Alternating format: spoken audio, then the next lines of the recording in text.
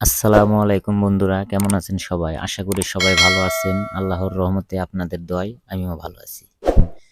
আজকে কথা বলবো ডাইরোভেট নিয়ে। তো ডাইরোভেট আমরা খামারে কেন ব্যবহার করব? শুধু খামারেই না, বাসা বাড়িতেও ডাইরোভেট ব্যবহার করা যায়। সেটা কেন ব্যবহার করব, কখন ব্যবহার করব?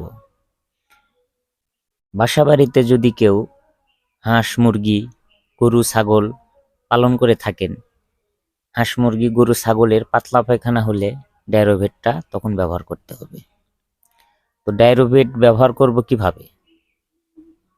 ব্যবহার বিধি কি?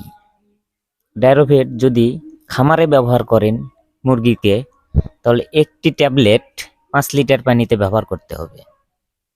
আর যদি বাসা বাড়িতে যদি গরুকে খাওয়ান, তাহলে একটি ট্যাবলেট একটা গরুকে, পূর্ণবয়স্ক গরুকে খাওয়াইতে হবে।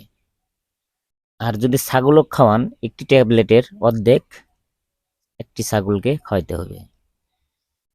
তো এই খাওয়ানোর ফলে কি উপকার আসবে?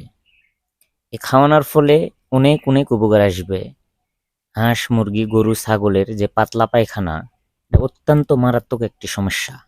এই পাতলা পায়খানার ফলে মুখের রুচি কমে যায়, খাওয়া বন্ধ করে দেয়, শরীরের গ্রোথ কমে যায়।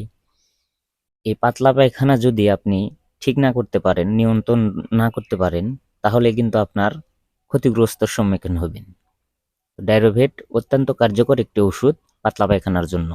হাঁস মুরগি গরু ছাগল যে কোনো প্রাণীকেই আপনি এটা খাওয়াইতে পারেন। তো আমার এই ভিডিওটা দেখে যদি আপনারা উপকৃত হন, আমার চ্যানেলটা এক্ষুনি সাবস্ক্রাইব করে দেন, বেল আইকন বাজায় দেন। পরবর্তী ভিডিও পাওয়ার জন্য অপেক্ষায় থাকুন। আল্লাহ হাফিজ।